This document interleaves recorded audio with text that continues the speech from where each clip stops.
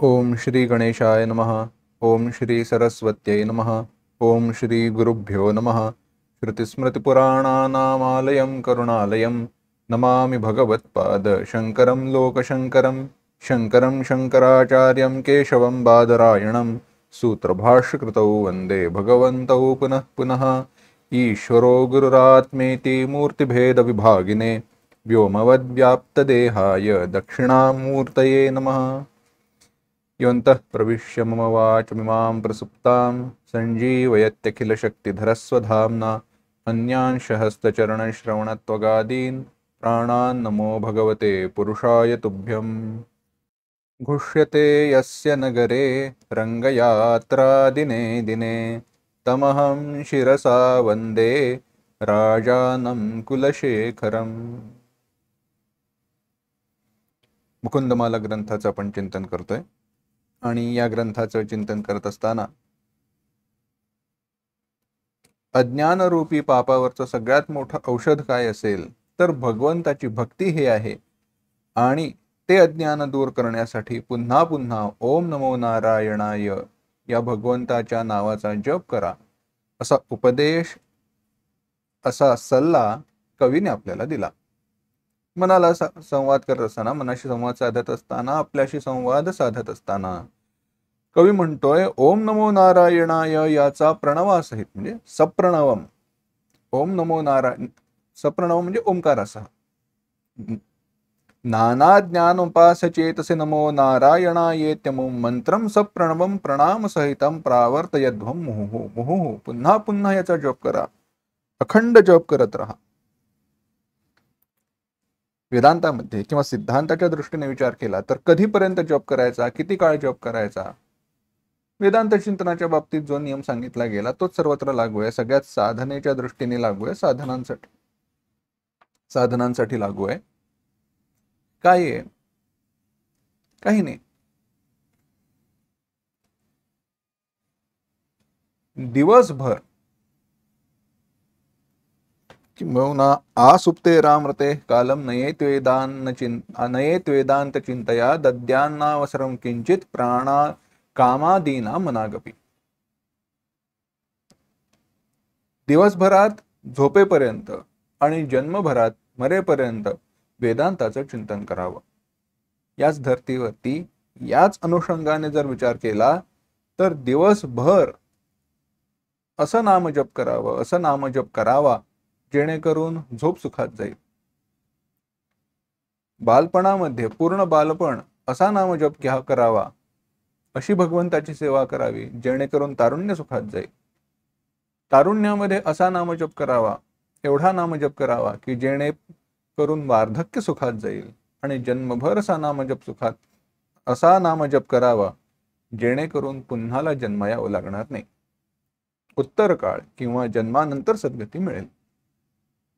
म्हणून मुहुः मुहुः पुन्हा पुन्हा तो नामजप केला पाहिजे।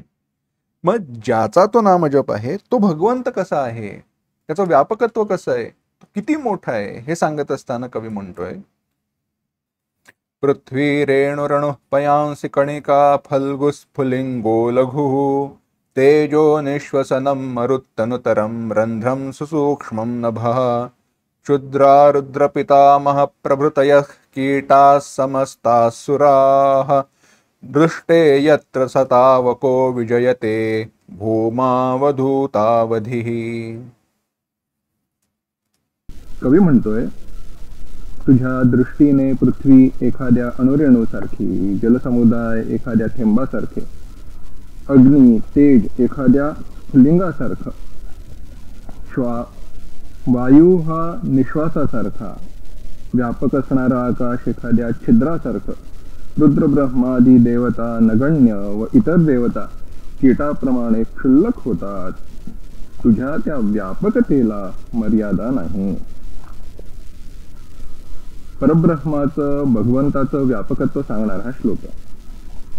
हे व्यापकत्व सांगत असताना, हा विचार सांगत असताना कवी म्हणतोय भगवंतात तुझी व्यापकता, तुझी मर्यादा एवढी आहे की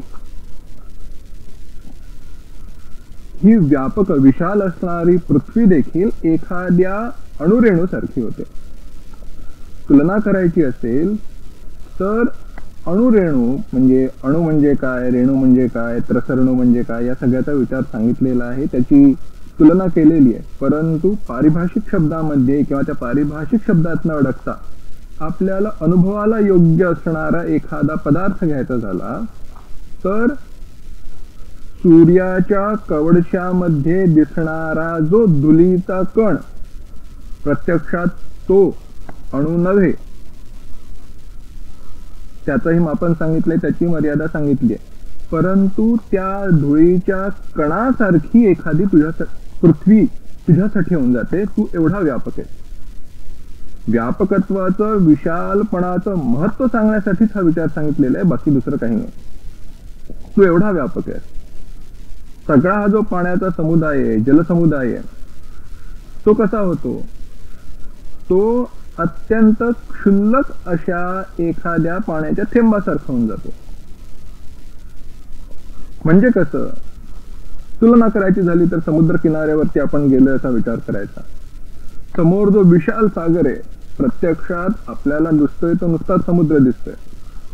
अगदी तुम्ही अरबी महासागराकडे गेलात, आपल्या बंगालच्या उपसागराकडे गेलात, लक्षद्वीप समुद्राकडे गेलात, काही घ्या, ती संपूर्ण पाण्याची जी राशी आहे, जलराशी आहे, ती एकमेकांना जोडलेली आहे. कारण हिंदी महासागर आहे, प्रशांत महासागर आहे, अटलांटिक महासागर आहे वगैरे सगळेच आहेत.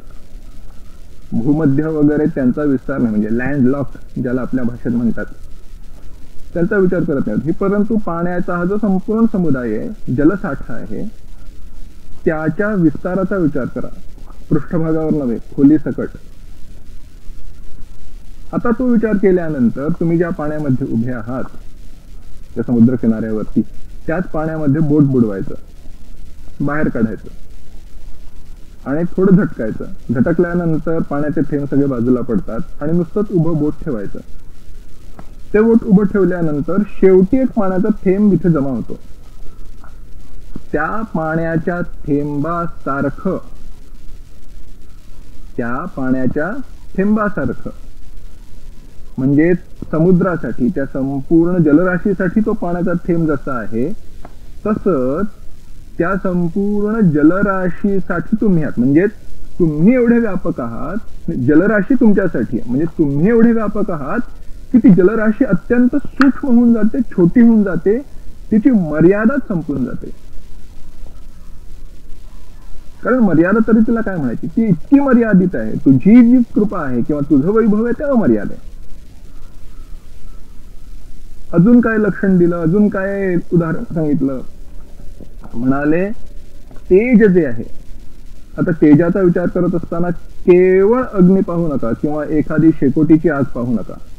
जिथे जिथे म्हणून तुम्हाला तेज दिसतंय, मग ते सूर्य, चंद्र, सर्व तारे, ग्रह नक्षत्र, जे काही पाहाल ते घ्या.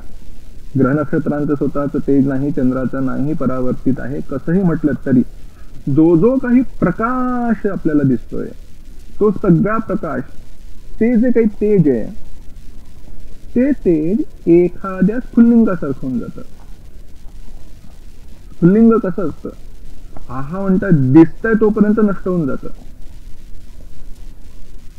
प्रत्यक्षात स्फुल्लिंग म्हणजे काय? कोणता तरी एखादा प्रज्वलित झालेला पदार्थाचा तुकडा, अत्यंत लहान कण वाऱ्यामुळे हवेत उडत असतो, तेच ते स्फुल्लिंग असतं. ते संपलं की, ते जळणं संपलं की झालं. तसा तू आहे. एवढंच नव्हे भगवंता, अजून काय? हे वाहणारे सगळे वारे जे आहेत ना, हा वायू वाहतोय, तो कसा आहे? केवळ निश्वासासारखा. वारा सोडावा, तोंडातून श्वास बाहेर पडावा, तसं आहे ते. तेवढंच, बाकी काही नाही. तोंडातून श्वास बाहेर पडण्याची फक्त मुभा. किती सहज, किती अल्प आहे. आपल्या तोंडातनं वारा बाहेर पडल्यानंतर फार काही होत नाही. तसा हा मोठ्याने वाहणारा वारा जो आहे, वादळी वारे घ्या, कसंही घ्या, तो वारा अत्यंत क्षुल्लक होऊन जातो, एखाद्या निश्वासासारखा आहे तुझ्या पुढे. एवढंच नव्हे, हे व्यापक असणारं जे आकाश आहे ना, हे व्यापक असणारं आकाश कसं होतं? व्यापक असणारं हे आकाश मात्र एखाद्या कशात एखाद्या छिद्रासारखं होतं. रंध्रम सुसूक्ष्म, आता रंध्र सुसूक्ष्म रंध्र म्हटलंय. अनुभव घ्यायचा असेल किंवा तुलना करायची असेल तर सुईच्या मागचं जे छिद्र असतं ना, ज्याला आपण डोळा म्हणतो, त्याच्या दृष्टीने पहा. ते केवढं छोटं आहे, त्याच्यामध्ये केवढूचं आकाश आहे. संपूर्ण जे आकाश आपल्याला अनुभवाला येत आहे, आजूबाजूची मोकळी जागा आहे, पोकळी आहे, त्याच्या तुलनेने सूक्ष्म असणारं जे आकाश आहे, त्या कुशातलं, त्या सुईच्या मागच्या त्या डोळ्यातलं, नाभीतलं, त्याप्रमाणे हे संपूर्ण आकाश अत्यंत लहान होतं तुझ्यासाठी. पुढे अजून म्हणतायत, एवढंच नव्हे तर ब्रह्मा रुद्र, रुद्र पितामहादय, रुद्र ब्रह्मा इत्यादी ज्या देवता आहेत त्या देखील कशा होतात? त्या तुझ्यासाठी किंवा तुझ्या दृष्टीने तुलना केली असता अत्यंत क्षुल्लक नगण्य होतात. त्यांना काही महत्व राहत नाही, त्यांना आपली सत्ता राहत नाही, कारण सत्तेसाठी ते तुझ्यावरती अवलंबून आहेत. ईश्वरच हा सत्तेसाठी परब्रह्मावरतीच अवलंबून असतो, कारण सोपाधिक ब्रह्म म्हणजे ईश्वर. ईश्वराची स्वरूपतः स्वतंत्र सत्ता आहे, परंतु परब्रह्माच्या दृष्टीने विचार केला तरी ते मर्यादित होतं ना, सोपाधिक होऊन जातं. परब्रह्माची सत्ता मात्र स्वतंत्र आहे, त्याला कुठेही काही मर्यादा नाही. व्यापकत्व, विशालत्व सांगायचंय, ती विभूती सांगायची, ते वैभव सांगायचंय, म्हणून हा विस्तार विचार आहे. मग बाकी देवतांचं काय? बाकी देवता तर कीटादय, म्हणजे इथे कीटा समजता सुरा एखाद्या लहान किड्या मुंगीप्रमाणे होऊन जातात, त्यांना काही महत्व राहत नाही, काही त्यांचं अस्तित्व देखील राहत नाही. अशा हा जो तुझा विस्तार आहे, असं हे जे तुझं वैभव आहे, त्याचा नित्य विजय होत राहतो. ते विलक्षण आहे, अपरिमित आहे, अमर्याद आहे. या सगळ्याचं कारण काय? तर भगवंत ह्या सगळ्यांचं कारण आहे. भगवंत ह्या सगळ्यांचं कारण आहे.